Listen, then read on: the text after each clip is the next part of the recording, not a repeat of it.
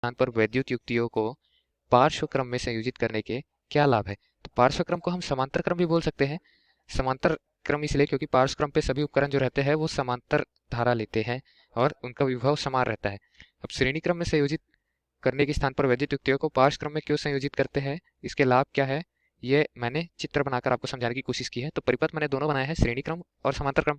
तो श्रेणी क्रम के परिपथ में आप देख सकते हैं कि तीन जो वैद्युत उपकरण है मैंने बल्ब ले लिया है, उनको मैंने किस में जोड़ा है, श्रेणी क्रम में जोड़ दिया है। और समांतर में क्या है, तीनों बल्ब को मैंने समांतर क्रम में जोड़ दिया है।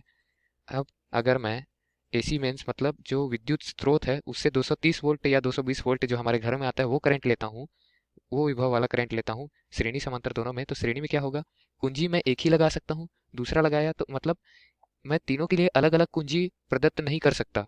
संयोजन करना बहुत उलझन भरा हो सकता है इसमें कुंजी संयोजन। लेकिन समांतर क्रम में क्या है कि तीनों उपकरणों को मैंने तीनों को अलग अलग कुंजियों से क्या किया है, जोड़ दिया है, संलग्न कर दिया है।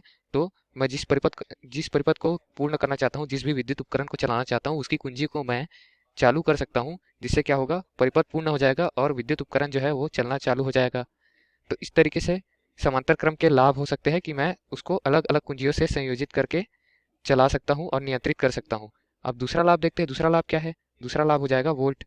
अगर ये दे रहा है 220 वोल्ट, तो क्या हो जाएगा, 220 वोल्ट में ये तीनों को अलग अलग वोल्ट लेने पड़ सक मतलब तीनों में विभाजित हो जाएगा वोल्ट। तो 220 में एक बल्ब को कितना वोल्ट मिलेगा, 220/3, इतना विभवांतर मिलेगा। लेकिन समांतर क्रम में क्या है, इन दोनों के बीच का अगर विभवांतर है 220, तो इन सभी बल्बों को क्या मिलेंगे, 220 वोल्ट।